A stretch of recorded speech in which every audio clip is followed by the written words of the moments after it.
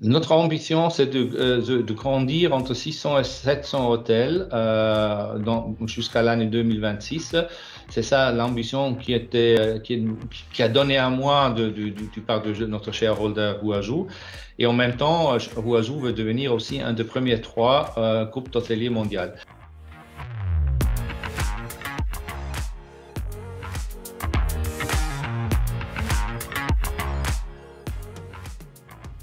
Bonjour Marcus Barnard, vous êtes le CEO de Deutsche Hospitality, une société historiquement allemande. Vous avez pris vos fonctions juste avant le Covid et la pandémie. C'était un moment un petit peu particulier. Est-ce que vous pouvez nous raconter peut-être en quelques mots? Oui, vraiment, c'était vraiment particulier parce que je commençais le 1er novembre et le 2e novembre déjà, c'était le grand close down en Allemagne. Alors, c'était vraiment pas une surprise parce qu'on s'attendait que ça va arriver. Mais naturellement, devenir le CEO d'une compagnie et commencer de gérer une compagnie avec presque 12 000 employés et 160 hôtels, c'était quand même une situation un peu particulière, surtout parce que 80% des employés sont à la maison, dans le home office, et on se retrouve un peu tout seul dans un bâtiment assez grand pour gérer une boîte qui est connue, une boîte être assez stable et confortable. Mais bon, on est ici pour prendre des challenges et c'est ça ce qu'on a fait. Et depuis là, je crois on a travaillé pas mal et on a pris la bonne direction pour rétablir un peu la compagnie, pour la faire un peu prête à tout ce qui va venir après la pandémie. Alors justement, beaucoup d'organisations et de groupes hôteliers ont retravaillé un petit peu le positionnement de leur marque, les enseignes, peut-être les nouvelles enseignes. Vous aviez lancé il y a pas très longtemps Jazz in the City. Quelles sont un peu les nouveautés en termes de branding de votre côté?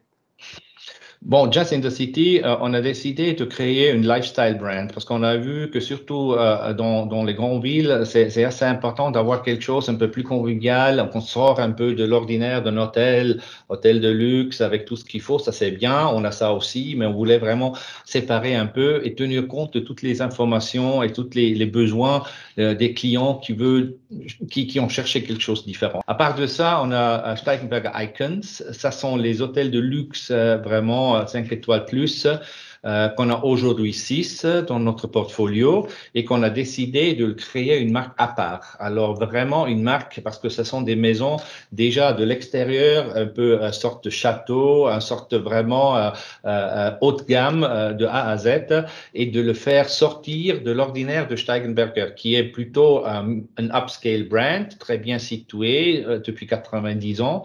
Mais le Icons, on va les vraiment on peut mettre sur une échelle plus haute en compétition avec le Four Seasons, Ritz-Carlton, Kempinski, alors les grandes marques 5 étoiles de luxe.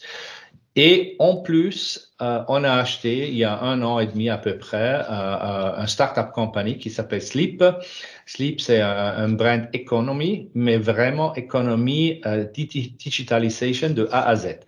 Et ça, c'est quelque chose qu'on développe maintenant très, très, très fort. Et on voit qu'il y a un besoin énorme et c'est un des marques qui se développe pour l'instant dans la situation économique globale le plus. Et ça sont à peu près les 3 leviers pour l'instant qu'on travaille assez proche pour le développer encore plus fort et plus agressif.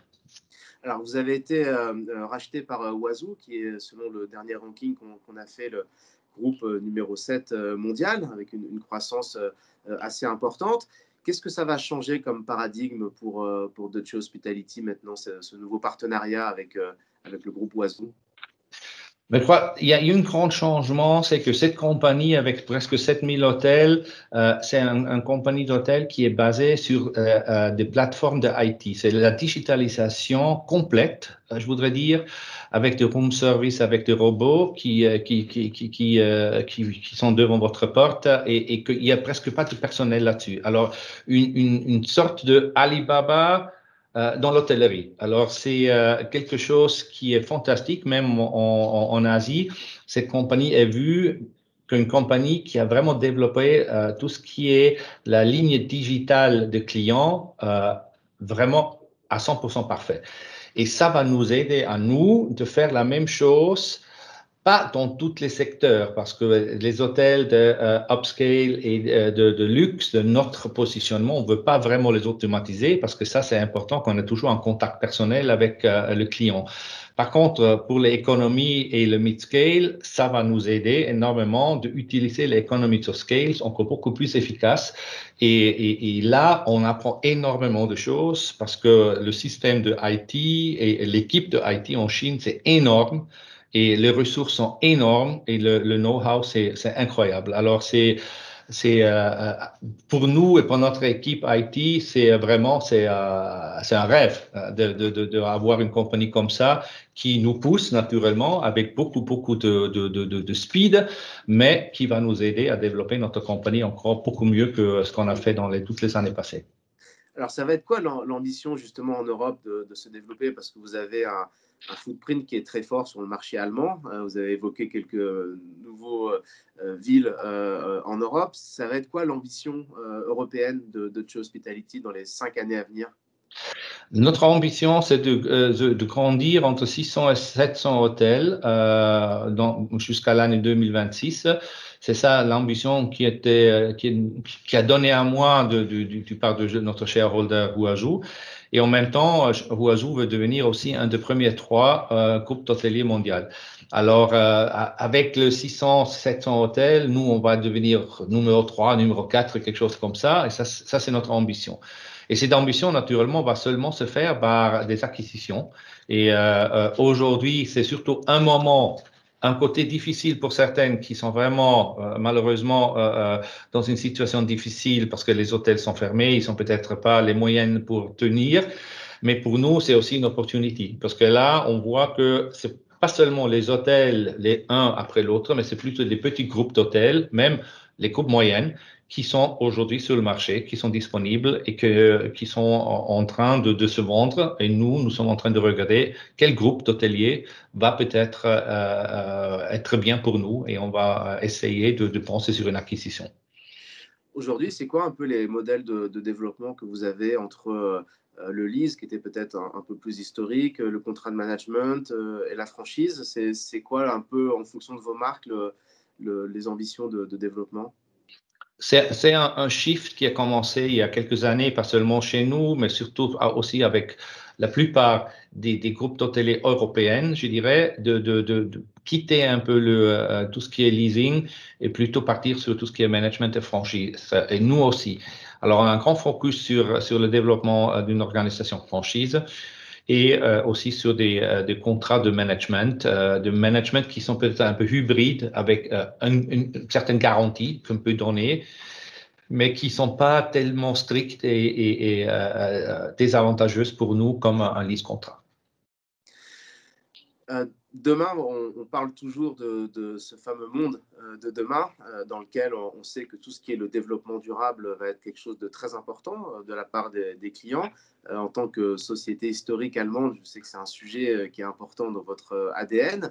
Comment vous voyez un petit peu le retour de ce sujet de la RSE dans le secteur de l'hospitalité? Pour nous, déjà, je crois que c'est un peu dans le DNA de notre société que nous, on a toujours regardé sur tout ce qui est sustainability, qui est tout ce qui est fiabilité avec les produits qu'on utilise, qu'on choisit. Et c'était peut-être un peu perdu parce que la pandémie, naturellement, a pris une place numéro 1 dans toute notre pensée. Mais maintenant, on a toujours eu un plan à côté de ça et nous sommes en train de développer le premier hôtel qui est CO2 emission free qui va se lancer dans quelques semaines. On regarde énormément avec des plans actifs sur qu'est-ce qu'on peut faire encore avec les achats, les plats qui sont servis, les cartes qui vont être une grande partie végétariens. On regarde est-ce que certains poissons, il faut les prendre ou pas. Alors, on rentre vraiment dans les détails pour marquer aussi et pour montrer à nos clients qu'on prend ça sérieux. Parce que tout le monde peut le dire, mais il faut le faire. C'est ça qui est la grande différence. C'est quoi vos ambitions pour le marché français? Parce que vous avez un très bel hôtel à Bruxelles il y a quelques années avec Steigenberger. C'est quoi un petit peu l'ambition de développement sur le territoire français ou francophone? Alors, c'est clair que la France est absolument sur notre radar et on a juste engagé une personne pour le business development, une Française qui va s'occuper sur la France uniquement. Historiquement, Steigenberger, on était déjà en France il y a beaucoup d'années, avec pas tellement de succès, il faut être vrai et il faut être correct. Mais maintenant, on a pas mal de projets. On va commencer avec certains projets qu'on a à Paris pour l'instant et aussi autour de l'aéroport Roissy. Et on verra bien qu'est-ce que ça donne. Mais c'est clair que la France est naturellement énormément difficile à rentrer pour toutes les chaînes parce que c'est dominé par Accor et par Louvre Hôtel. Et ça, c'est naturellement très, très, très compliqué. Mais néanmoins, on a dit il faut qu'on a un pied là-dessus. Et la même chose pour la Belgique, pour la Hollande. On va ouvrir dans quelques mois un hôtel, le premier hôtel en Italie, en Espagne à la fin de l'année. Alors, on rentre, l'Europe va grandir dans notre portfolio.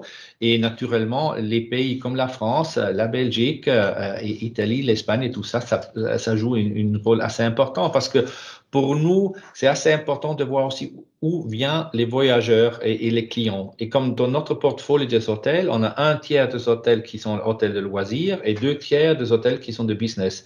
Et on voit que le changement pour l'instant, c'est que le loisir va être les hôtels qui vont reprendre beaucoup plus vite que les hôtels de business. Les hôtels de business, là, il faut changer aussi un peu la façon comment on va travailler parce que les réunions, comme ils étaient avant, on n'y croit pas que ça va être dans la même taille et dans la même quantité qu'avant. Et comme ça, la quantité qu'avant, les hôtels de loisirs, plus que sur les hôtels de business pour l'instant. Et là, naturellement, les équipements qu'on nous, les Allemands, on voyage beaucoup en Espagne, mais aussi les Espagnols, on aime bien que les Espagnols voyagent chez nous, la France, l'Italie. Alors, les énergies, pour l'instant, sont uniques. Mais on veut aussi avoir un win-win situation. Et pour ça, il faut qu'on ait un hôtel aussi dans les différents pays. Et la France joue absolument un rôle assez important pour nous, surtout la grande surface, alors Paris, Marseille, la Côte d'Azur, Lyon, Bordeaux. Alors vraiment, ça sont les endroits pour l'instant qui sont sur notre plan de développement en ce qui concerne la France. Merci beaucoup, Marcus, de nous avoir présenté un peu les nouvelles ambitions de Dutch Hospitality. Et puis, j'espère qu'on va se revoir bientôt physiquement, qu'on pourra échanger dans les forums. Avec grand plaisir. Merci beaucoup. Merci. Danke.